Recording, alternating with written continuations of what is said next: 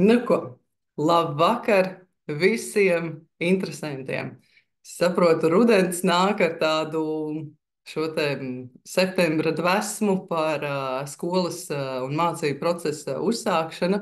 Un līdz ar to arī tā interese ir izzināt, kādas tad vēl ir mums iespējas, kuras mēs varam sniegt saviem bērniem. Jo skaidrs, ka laiks iet uz priekšu, mēs augam, mēs attīstāmies, tehnoloģijas ir attīstījušās tik daudz un tik traki uz priekšu, bet es kāpēc tā izglītība kaut kur velkas nopakaļ un netiek līdzi. Nu, pat nevērtējot, vai viņa tur kādreiz bijusi laba vai slikta, vai vēl kaut kā, vienkārši saprotot, ka bet mēs taču arī varam pamēģināt savādāk.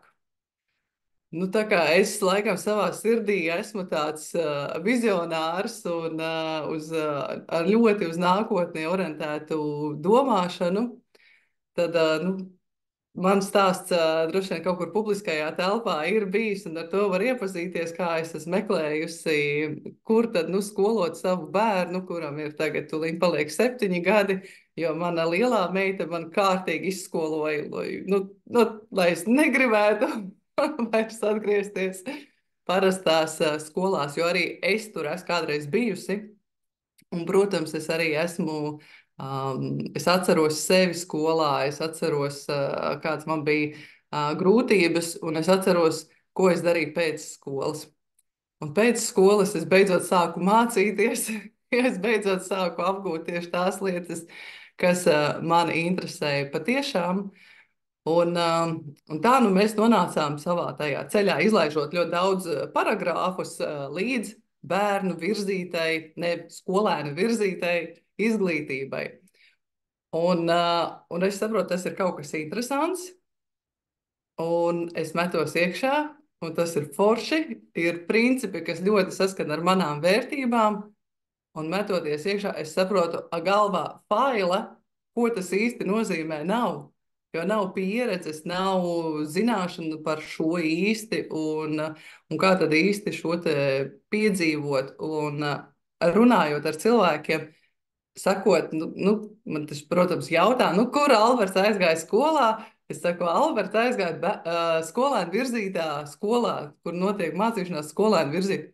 Un cilvēkiem acis kvadrātā, un uh, kā? Kas tad tur īsti tur ir hauss? Tur bērniem neko neviens nemāca.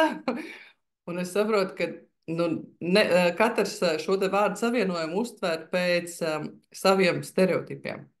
Tad, nu, lūk, es esmu mežonīgi, milzīgi pateicīga, ka es esmu satikusi Dāvi.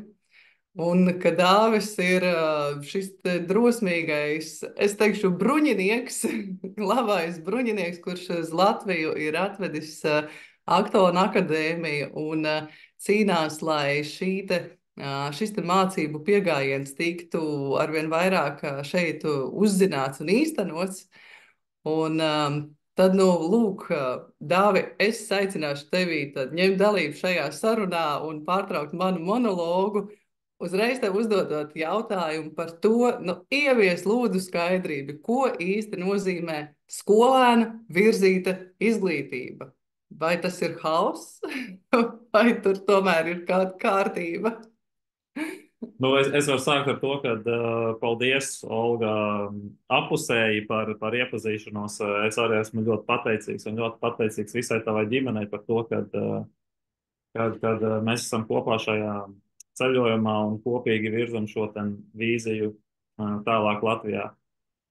Tas, nu, sāksim ar to, ka es viņu taisu priekš sava dēla skolu, es kopā ar sievu.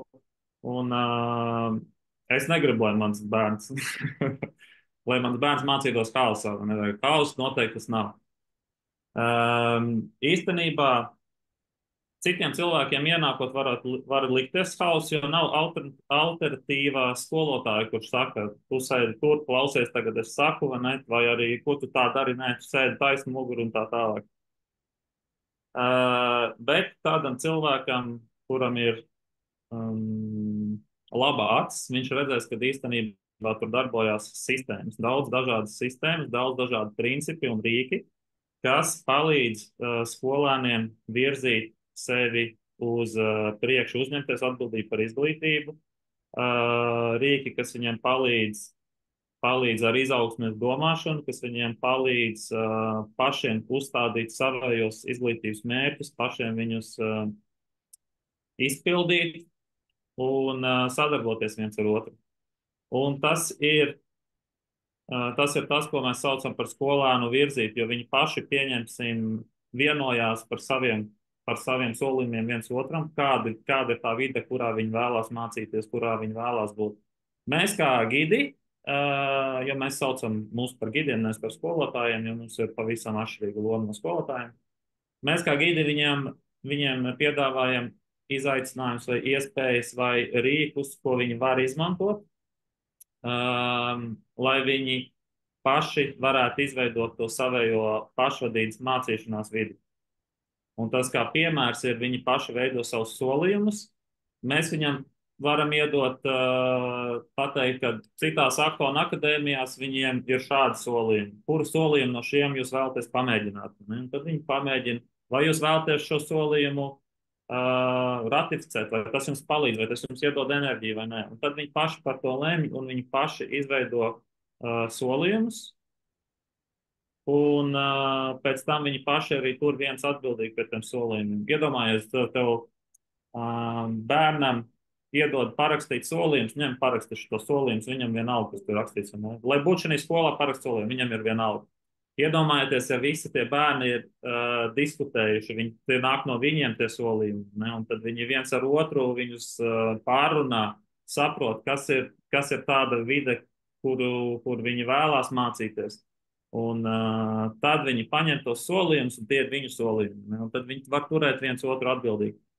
Tas ir kaut kā īsumā, un ļoti grūti īsumā izstāstīt, bet kaut kā īsumā, lai es ceru, ka man izdevās kaut kā ieskicēt, kas ir skolēnu virzīta skola. Nu, tā kā saka, skolēni virzīta skola, kur viņi paši izvēlas šos te solījumus. Tur uzreiz rodās Piemēram, tas jautājums, kā viņi zina, kādus solījumus viņiem izvēlēties, vai viņiem, jo viņiem jau arī nav pieredze pirms tam bijusi skoloties, nu, tā kā mācīties. Un, vai tas viņos neraisa kaut kādu lielāku stresu, kad uz viņiem ir tagad tik daudz atbildības uzlikts, un viņiem tagad pašiem ir jālēmj, uz kurien viņiem iet, cik daudz viņi paši virzās uz priekšu? Mēs viņus piespiest nevaram, jo mēs neesam autoritīvi. Es neesmu dzirdējis no visa aktuālā akadēmija tīkla, kas ir 300 skolas pasaulē tagad, un es visu laiku esmu kontaktā ar viņiem. Es neesmu dzirdējis, ka tas izraisītu bērnos stresu un par tādu problēmu, kad jauniešiem ir stress mācoties aktuālā akadēmijā. Es to arī neesmu novērojis pirmajā mazajā laikā, kas mums ir no septembra. Olga, kā tev liekas, tu esi novērojusi, kad ir kaut kādas stresa izpausmes vai kaut kas, kas varētu viņiem iedot stresu? Nu, Man liekas, slikti ka nozīmē stresu. Man liekas, ka es vairāk pārdzīvoju nekā viņi. Raugoties uz viņiem, tur skaidrs, ka viņiem viss ir kārtībā. Viņi ir fantastiski. Mums ir pagājušas 2 nedēļas, kopš mēs esam šajā Aktuālā akadēmijas ceļojumā, kur ir skolēni virzīta šī mācīšanās. Tas, kas man ļoti patīk tajā, kur man ir, ka ir šie lielie kaut kādi bloki, kur mums ir, pieņemsim, šī sākums, ko mēs darām. Pirmās 6 nedēļas mēs veidojam mūsu Aktuālā akadēmijas cilti. Un tad mēs kā gidi bērniem piedāvājam izaicinājumus. Viņi saprot, ka viņi ir sanākuši kopā tagad bērni, kas viens otru īsti nepazīst. Un tad mūsu uzdevums kā gidiem ir piedāvāt viņiem gan izaicinājumus, gan instrumentus, kā viņi var paši veidot savu šo iekšējo vidi. Un ļoti interesantās sadzīves ikdienas situācijas, kā viņas veidojās un kur bērni paši pēc tam mūsu varoņi, mēs viņus saucam par varoņiem, paši saprot, ka viņiem ir vajadzīgs kāds instruments. Un pat liekas tajā brīdī, kad stāstot, varbūt pieaugušajiem var šķist, ka skolnieks nu, dara kaut ko citu, bet vajadzīgajā brīdī viņš atnāk un saprot, šitai bija rakstīts. Un tas, kas mani personīgi izbrīnīja un patika, kā, jo dāvs man stāsta, nu tad mums nav stundu saraksts, mums nav zvans, mums ir dienas plāns. Dienas plāns ir piekārts pie sienas, jā, viss smuki pa krāsiņām, tur katra krāsa atbilst kādai aktivitātei, un tad varonis var izvēlēties, vai viņš piedalās šajā te aktivitātē, vai ja viņam šī aktivitāte šķiet ļoti nesaistoša, viņš var brīvi paņemt sev interesējošu grāmatu un nodarboties, bet savā nodabā. Un man visu laiku likās, cik tad labi ir jāpazīst pulkstenis un jāsako līdzi laikam, lai mūsu skolnieki saprastu, ka ir pienācis laiks nākamajai aktivitātei. Un patiesībā jau pirmās nedēļas beigās es ievēroju, ka ik pa laikam skolnieki paši pieiet pie šī sarakstiņa, kur mums ir aktivitāšu plāns, salāgo ar pulkstetāciju. Tā mums tulīt drīz 12. būs pusdienas laiks un seko līdzi paši. Un tik interesanti, kā cik arvien vairāk un vairāk mēs varam viņiem uzticēties šajā sakarā. Nu, lūk, un es nevelti pieminu šo te vārdu varoņi, jo mēs viņus saucam par varoņiem, ne tāpat vien. Dāvi, mums ir šis te bērniem ejamais varoņu ceļojums. Vai tu vari ieskicēt mazliet, kas tas īsti ir?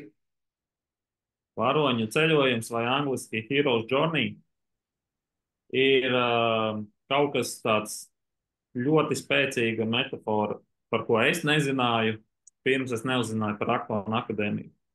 Un tagad es to savā dzīvē arī visu laiku izmantoju. Un tas ir tāds cikls, kas ir aprakstīts, kuru var redzēt mūsu mitoloģijā, mūsu stāstos, gandrīz visās mūsu filmās var redzēt mūsu sportistos. Sportistos ir kaut kas, kas uzrunā mūsu dziļi sirdī. Tas ir, kā piemēru, es jums varu iedot, tad, kad mums Latvijā, nezinu, Mārcis Strombergs izcīna olimpisko zeltu, viņš izcīna olimpisko zeltu, un mēs to abrīnojam. Tas mūs uzrunā, bet kas mūs uzrunā, ne jau tas, ka viņam skaidrs, ka viņam bija mērķis olimpiskais zelts, ne? Bet mūs neuzrunā tas, ka viņš ir dabūjis olimpisko zeltu medaļu, mums uzrunā tas, caur kādām grūtībām viņš ir gājis cauri, cik viņš ir bijis neatlaidīgs, kas viņam ir palīdzējis, ka viņš nav padevies, ka viņš nāk no Valmieras, kur viņam vispār BMX trase nebija, kāda neatlaidība, kāda deksme viņš tur bija. Un tas, attiecīgi, kā viņš ir izgājis cauri šīm grūtībām, un tas, kā beigās viņš ir mainījies kā cilvēks. Ja viņš uzvarētu olimpisko medaļu, bet vispārējie būtu diskvalificēti, tad mums īpaši neuzrunātu tas viss. Vai arī, ja viņš būtu nopircis internetā olimpisko zelta medaļu, arī īpaši neuzrunātu. Un varoņu ceļojums ir tā metafora, ko mēs varam atrast arī visās mūsu labākajās filmās. Tas ir par cilvēku, kurš ir parastajā pasaulē, un viņš izvēlās nonākt īpašā pasaulē, kur viņu sagaida izaicinājumi, kur viņu sagaida mentori, kur viņu sagaida ceļa biedri, kur viņš sniedzās pēc kaut kā, ko viņš vēlās iegūt, bet tas nāk caur lielām grūtībām. Un caur neatlaidību, caur nepadošanos viņš beigās šīs grūtības pārvar, viņš atgriežas parastajā pasaulē, un īstenībā, kas ir ļoti svarīgi, kas ir pats svarīgākais, ir nevis vai viņš ir ieguvis pēc to, ko viņš gāja pakaļ, bet kā viņš ir mainījies kā cilvēks. Un šī ir dzīves metafora, ko mēs izmantojam visu cauri mūsu mācībās Aklona akadēmijā, ko es izmantoju tagad arī savā dzīvē. Jebkad, kad man ir grūtības, es domāju par savu varoņu ceļojumu, par savu mērķi un par neatlaidību, par nepadošanos, par drosmi un par tām īpašībām, kas man ir vajadzīgas, lai to sasniegtu. Mhm. Es visnotaļ varu teikt, ka esot par gidu šajā Aktona akadēmijā, tas ir mans varoņu ceļojums visnotaļ. Jo tur, kur Dāvis min, nu, tā kā ir šī situācija, un tad notiek šī transformācija, un tad ir atgriešanās tajā dzīvē, tad tā transformācija tā jau notiek tajā iekšējā pasaulē. Tās jau ir patiesībā tās ir šīs iekšējās cīņas, kuras mēs ar sevi izdarām, transformējam, dziedinam. Un tas ir tāds ļoti foršs un dziļš veids, kā ar bērniem runāt par šīm lietām, nevis no kaut kādu dogmatisku nu, stāstījumu un tādām lietām, bet ka bērni paši taisa savus varoņu dēļus, kur viņi atzīmē tieši to, kas viņiem šķiet ir svarīgs un pēc kā viņi tiecās. Un tas tik ļoti saskan arī ar to, kā es biju sev izdomājusi, nu, tad, kad es nezinu atbildi uz jautājumu, ja es esmu sev savā galvā izdomājusi kaut kādu ideālo Olgu. Un tad pajautāju šai ideālajai Olgai, interesanti, kā viņa atbildētu uz šo jautājumu un risinātu šo situāciju. Un, tā kā šie ir instrumenti, ar kuriem mēs nu, iedodam mūsu šiem te varoņiem, lai viņi ietu katru savu šo te ceļu. Un tas paredz arī nu, dažādību starp tiem, ka nav visiem viens ceļš, bet visi nu, tādi ceļu biedri viens otram. Un, mēs te tik rožaini stāstam, un liekas, ka mums tie bērni ir vienkārši kaut kādi īpaši fantastiski, ka viņi vienmēr visu izdara un paši ir ļoti ieinteresēti un grib iet uz priekšu, un ka mums vispār nav nekādu sarežģījumu mūsu ikdienā. Bet vai tad tas tā ir patiešām? Dāvi, nu, atzīsties, kas priekš tevis Tas ir sarežģīti. priekš maniem ir sarežģīti īstenībā. Man patīk rezultāti. Ne? Un tad, kad ir, un tu gribi, lai tu esi iedomājies kaut kādu rezultātu, ko tu vēlēsies, tu dod izaicinājumu. Ne, kaut kādu, es varu iedot piemēru. Piemēram, mēs šodien braucām ekskursijā, un es biju sagatavojis viņiem uzdevumu lapu, lai palīdzētu viņiem tīklot ar citiem, ar uzņēmējiem. Mēs braucām ekskursijā uz uzņēmumu. Un viņi nebija interesēti tajā visā. Un man jau gribējās, lai būtu rezultāts, ne, lai viņi to darītu, bet un ir grūti nespiest viņus. Ne, ir grūti tā, izdarīt, jums obligāti jāizdara vēl kaut kas, tas ir tās pirmais, kas gribās likt. Ne, bet mēs tā nedrīkstam darīt. Un tā darot, mēs atņemam viņiem atbildību par savu mācīšanos. Mēs atņemam viņiem prieku, mēs atņemam viņiem vēlmi būt ar mums, būt kopienā. Un, un tas man ir grūti, kad es redzu efektīvāku ceļu, kā sasniegt kaut kādu rezultātu, mērķi, bet īstenībā tas galvenais jau nav tādā mērķa sasniegšanā. Tad tas galvenais ir kaut kur pavisam citur. Tas galvenais ir sevis transformācijā. Tas galvenais ir viņiem iet cauri mācībām, caur grūtībām. Un, kā piemēram, es varu iedot matemātikas uzdevumu, tu vari iedot viņam matemātikas uzdevumu, ne, un tagad viņš nevar atrisināt, un tev liekas, ka uzdevums ir atrisināt, un tev ir un tad tu vari palīdzēt viņam atrisināt. Ne, bet īstenībā jau rakstura īpašības, ko viņš trenē, tad, kad viņš nevar atrisināt to matemātikas uzdevumu, tad, kad viņam ir jāsāk domāt, ko darīt citādāk, vai es esmu noskatījies visu informāciju par to, varbūt man jāpadomā savādāk. Man ir jātrenē neatlaidība, lai tiktu galā ar šo uzdevumu. Ne? Tas viss ir daudz svarīgāk nekā atrisināt to uzdevumu. Un tas atkal sajiet kopā ar to varoņu ceļojumu, Hero's Journey. Mhm. Un tas man ir grūti. Man ir grūti redzēt neefektīvo ceļu, kad iet it kā neefektīvo ceļu. Bet es ar to tikšu galā. Olga, kas tev ir grūti? Tad noteikti būs pamanījis, ka man ir nu, ļoti līdzīgi, kad kad ir šī te asā vēlme vat šeit un tagad iedot šim bērnam, šim skolniekam tieši to, ko tu šobrīd esi iedomājies, vai nu es esmu iedomājusies, ka ot, viņam šis būtu tagad baigi labi. Patiesībā tas jau man tikai liekas, ka tas viņam būtu šobrīd baigi labi un tiešām apstāties, paiet solīt uz aizmuguri un saprast, patiesībā, kas šeit ir svarīgs. Nu, kādas emocijas es jūtu un kāpēc? Vai tāpēc, ka man ir ļoti lielas alkas pēc kaut kāda rezultāta, lai es no šī cilvēka uztaisītu kaut kādu wow rezultātu, vai patiesībā mūsu tas īstais mērķis ir radīt šiem mūsu skolniekiem vidi, kurā viņi caur šīm savām situācijām, kas starp viņiem rodās, un attīsta tieši to, ko viņiem vajag, šīs rakstura īpašības, apzināties sevi. Un es to saucu par vadības pults atdošanu pašiem skolniekiem.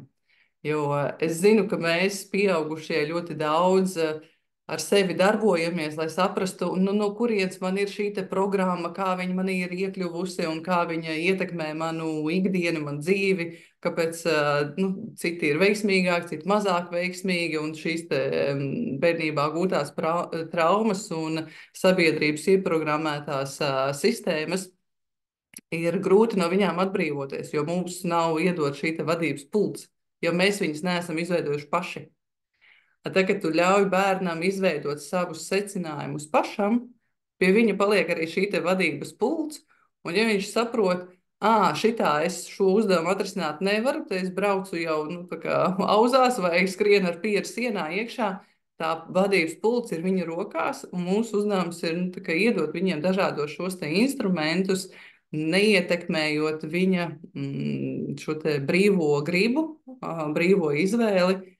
Tas ir baigais apzinātības treniņš.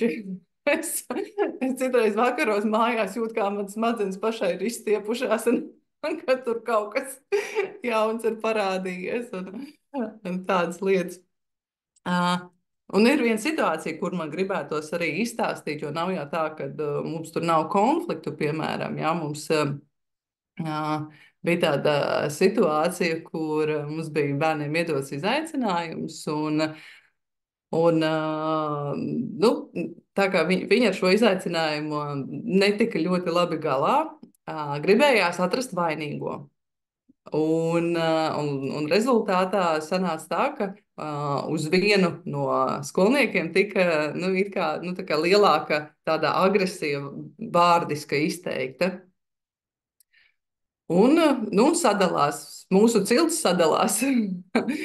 Viens skolnieks ir vienā telpas vietā, citi tur pārējie ir atkal viens tāda vairāk neitrāli, divi tā vairāk, tur mēģina atrast šo te vainīgo. Un es tieši tajā brīdī ļoti iedomājos, ka patiesībā šis ir tas moments, kur parastajā skolā, tādā skolā, kāda es esmu pieredzējusi, teiksim tā, lai būtu tas atrisinājums, būtu noteikti tas agresors būtu nokaunināts un vainots, un tas otrs, cietējs būtu glābts. Kas patiesībā šo trīsstūri, agresors, cietējs un situāciju tikai stiprina. Un tad kādiem instrumentiem ir jābūt, lai mēs nevis ietu šo ceļu, kur mēs situācijas risinām caur vainīgo un viņu sodīšanu, bet jau no šīm sākotnējām situācijām, caur sarunām, kas tad mums īsti ir svarīgi, un uzticoties šiem skolniekiem, ka viņi tiks galā, un tas bija tik skaisti, kur es vienkārši ar jautājumu, kā tu domā, kā jūtas šis cilvēks, un kā tu domā, kā jūtas otra puse. Pat īsti negaidot, ka bērns, ka skolnieks man sniegs šo atbildi uz šo jautājumu, bet viņš padomā par to, un viņi paši izlemj. Es iešu atvainošos. Un tas ir nevis pieaugušu cilvēku uzspiests risinājums. Vot tagad tev ir jāiet obligāti un jāatvainojas vēl kā, bet šis cilvēks pats nolēma, es tā gribu, un nu, es to dienas laikā izdarīšu. Un tad, kad mums dienas noslēgumā bija arī nu, šis te mūsu aplītis, kurā mēs aprunājam lietas, tad šis skolnieks arī atzina, ka viņus ļoti iepriecināja tajā dienā tas, ka viņi atkal visi sadraudzējās. Un tas priekš viņiem bija svarīgi. Un tas arī ir šis te, vot, cilts būvēšanas, nu, caur šo te iesaisti. Un es taču zinu, Dāvi, ka tu gribēji ļoti izstāstīt par vēl vienu instrumentu, kuru mēs izmantojam, lai mūsu skolniekus, mūsu varoņus motivētu šo te izaugsmas domāšanu, kas varbūt ir, jā, nu padalies, tu gribēji ļoti izstāstīt par šo. Tas ir lielisks instruments, ko jūs varat izmantot ikdienā. Viens no maniem atklājumiem, nu tā es jau iepriekš domāju, bet man tāds pārsteigums bija, cik ļoti efektīvi strādā izaugsmes domāšanas rakstura uzslavas. Un ko, ko es novēroju, kad um, jaunajiem varoņiem ļoti patīk, ka viņus uzslavē. Mums jau arī patīk, man arī patīk, ka viņi uzslavē. Un viņi varbūt pat sejā tā cenšas neizrādīt, bet var redzēt, ka viņi ļoti priecīgi, kad viņus uzslavē. Un kā mēs to darām, ir mēs viņus neslavējam par rezultātu, mēs slavējam par procesu, par raksturu īpašībām, kas viņiem palīdz sasniegt rezultātu. Mēs nesakām, tu esi malacis vai tu esi gudrs. Mēs viņiem sakām, tev noteikti, es to saucu par neatlaidību, vai tev noteikti bija vajadzīga drosme, lai to izdarītu, vai arī tev noteikti prasīja koncentrēšanos. Un, un lietojot šīs uzslavas, cik ātri viņi paši adaptēja un sāka viņas izmantot, sāka viņas uz jautājumiem, kas tev visvairāk vajadzēja, lai sasniegtu rezultātu. Viņi saka, man vajadzēja neatlaidību. Man ir daudz drosmes. Ne? Man vajadzēja nepadoties. Un viņi sāk izmantot tās rakstura īpašības, un viņi pilnīgi modelē to, un viņi meklē tās uzslavas. Ja tu viņam pasaki, cik tu esi gudrs, ne, tad viņi centīsies izlikties gudri, kad ja kaut kur viņi var nebūt gudri, viņi nedarīs, un kaut kādas lietas, kur viņi var būt gudri, vieglas lietas viņi darīs. Bet, ja tu viņus sāc slavēt par neatlaidību, par drosmi, par nepadošanos, par tādām rakstura īpašībām, par laipnību, tad viņi ļoti ātri sāk modelēt to un tieši strādāt tādā virzienā. Man tas bija pārsteidzoši, cik tas efektīvi strādā. Un tas ir kaut kas, ko, nu, principā, es kā vecāks, man dēls ir tagad 3 gadi drīz būs, bet es kā vecāks ļoti izmantošu šo Tas ir, raksturu uzslavas, kas ir vērts uz izaugsmu domāšanu. tas ir absolūti, nu, tik skaisti novērot, kā tas darbojās, jo mēs kā vecāki ļoti bieži iedodam vienkārši vērtējumu. Jā, tu esi malacis, o, cik skaisti zīmējusi, o, cik labs šis. Nemaz nu, nestiprinot šo raksturu īpašību, kas viņam ir vajadzīga. Un es zinu, ka tieši nu, skolās, kurās ir lielas klases, vislielākais izaicinājums tieši ir šajā te, kā panākt bērna skolnieka uzvedību, lai viņi būtu no, tur, par šiem te, rīkiem, ko izmanto. Es zinu, ka tas ir ļoti daudz, ļoti asas jautājums ļoti daudziem gan skolotājiem, gan vecākiem, kā panākt to, ka šī te uzvedība no skolnieka, no bērna puses ir uz sadarbību vērsta, ka mēs varam sarunāties, ka es esmu novērojusi, ka ir bērni, kuri, kad vecāki vai skolotāji sāk kaut ko aizrādīt, vienkārši mūk projām, skrien prom. Jo nu, viņi zina, ka pieaugušais viņus tik ātri nevarēs noķert, un tad kā tur pieaugušais reaģē, tas ir vēl uz kaut kā. Bet kā kolīdzi mēs sākam nu, sarunāties kā ar pieaugušu cilvēku un stiprinot šīs te kvalitātes caur šīm te uzslavām, raksturu uzslavām, nu tādām, nevis, tu esi malacis, bet tiešām es ievēroju, ka šo darbiņu darot, tev vajadzēja pacietību, nu, ka šo darbiņu darot, tas tev aizņēma gana laiku, un tu viņu izdarīji līdz galam, es to saucu par pacietību. Nu, tāds tas formulējums, un tas iedod šim cilvēkam vēl stimulu virzieties uz priekšu. Mums šeit izskanēja jautājums, ka mēs te izklausāmies kā par pirmsskolu runājam. Tad īstenībā kādam vecumam šis viss ir piemērots. Nu, pirmsskolu mēs vēl neesam atvēruši, mēs esam atvēruši sākuma skolu. Bet no mūsu Aktona akadēmijas skolu tīkla novērojuma ir tā, ka ļoti svarīgi ir, lai jauniešiem patiktu atrasties vidē, lai viņi vēlētos mācīties, lai viņiem būtu tur jautri un lai viņi katru dienu varētu svinēt kādu uzvaru, lai viņi justos, ka viņi kaut ko sasniedz. Un tas ir primārais mērķis un primārais fokus sākuma skolā. Ja viņi negrib tur atrasties, ja viņiem nav jautri, ja viņiem nav interesanti, ja viņi nejūt uzvaras katru dienu, tad es nezinu, ko ar mācībām. Tad var viņi sākt viņiem likt lietas darīt. Tad jādara matemātika obligāti, jādara šitais obligāti, jādara tas obligāti. Un sāc fokusēties uz tiem rezultātiem, un attiecīgi mēs atgriežamies vecajā izglītības sistēmā. Bet Aktona akadēmija novēro, un mēs par akadēmiskajām zināšanām vispār nefokusējamies uz viņām. Mēs fokusējamies uz raksturu izaugsmi, mēs fokusējamies uz praktiskām dzīves prasmēm, un mēs fokusējamies uz mācīšanos mācīties. Un ar šo fokusu vismaz Amerikas kontekstā, kur ir lielākā daļa Aktona akadēmija, Amerikas kontekstā viņi vidēji apgūst 2 reizes vairāk akadēmiskās zināšanas nekā parastajā skolā, nekā pēc skolas programmas. Un tas ir kā reizi nefokusējoties uz akadēmiskajām zināšanām, bet fokusēties uz šo foršo vidi, tur, kur viņi grib atrasties, tur, kur viņi grib mācīties, tur, kur viņi jūtās, ka viņi ir varoņi, tur, kur viņi zina, ka viņi ir savā varoņa ceļojumā, atrast savu aicinājumu. Tad viņi var mācīties 2 reizes ātrāk arī akadēmiskās zināšanas.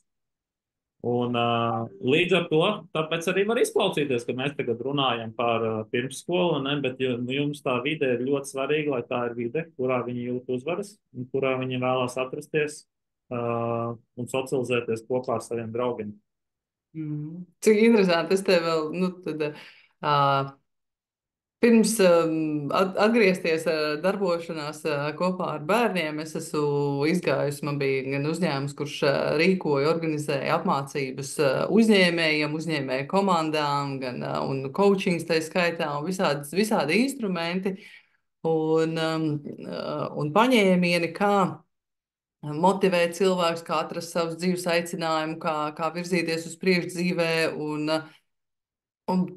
Tas viss maksāja diezgan pieklājīgas summas, ko cilvēki, kas ir bijuši orientēti tikai uz šo rezultātu akadēmiskajām zināšanām, nokļūstot šajā laukā, uzņēmējdarbības laukā, savu dzīves aicinājumu atrašanu laukā, tā kā pieaugušo dzīvē.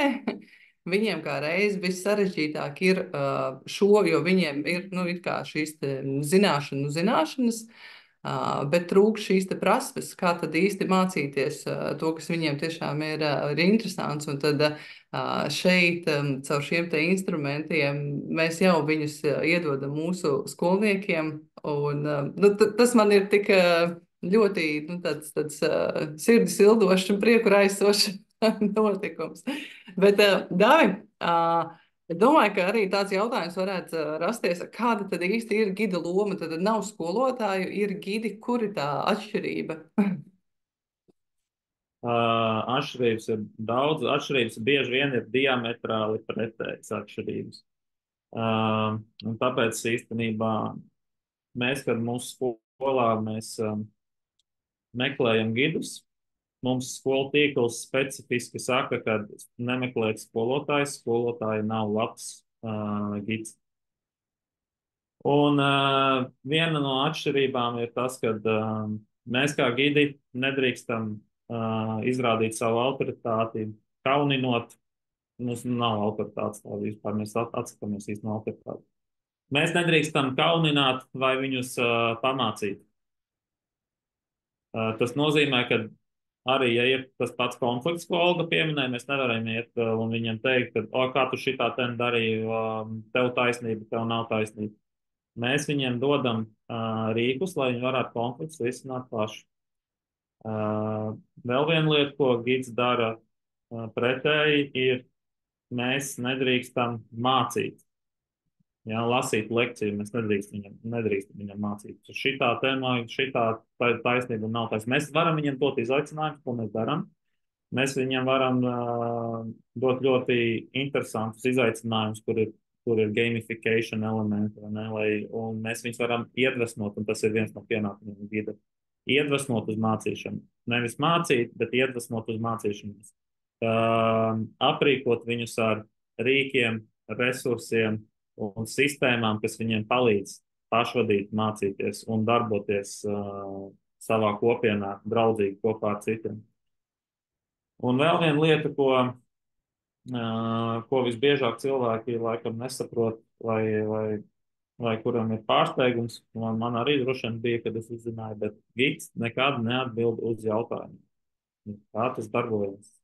Skolotājs tas, kurš prasa skolotājs atbild, viņš zina, viņš ir zinošs, viņš atbild jautājumu. Gids nekad neatbild jautājumu, jo mēs esam sokrātīska skola. Ja gidam uzdod jautājumus, tad gids var uzdot pretjautājumus. Viņš var iedot divus variantus. Viņš var pateikt, kā tev liekas, kurš tev varētu palīdzēt? Vai tev labāk palīdzētu, ja tu izmantotu šo sistēmu, vai arī, ja tu izmantotu šo sistēmu? Vai arī gids var palīdzēt reflektēt, darboties kā coach. Ja tev ir matemātikas problēma, tad var prasīt, vai tu esi kāda līdzīga problēma atrisinājis, vai tas tev var palīdzēt, vai tu esi noskatījies visu video par šo problēmu. Un tā ir gida loma. Gida loma ir ļoti pretēji skolotājiem. Jā. Man šodien bija izcils tāds piemērs sarunas laikā, kas izkristalizējās sarunājoties man ar vienu citu mammu, kur viņa stāsta, ka viņa nevar saprast, kāpēc viņas bērns pacieš, piemēram, kaut kādas tādas lietas, kur viņam dara pāri, piemēram, tur kaut vai viņam tur jaunākais brālis, ka patiesībā viņš vienkārši var piecelties un aiziet. Un es sāku domāt, kas tad īsti ir, jo tā jau nav tikai viena cilvēka situācija, tas ir ļoti daudz kur. Un tas ir tad, ja cilvēks pierod neuzņemties atbildību un pats nemeklēt risinājumus uz saviem jautājumiem, bet gaida, ka kāds viņam pateiks, vai izskaidros, vai nolasīs šo te lekciju.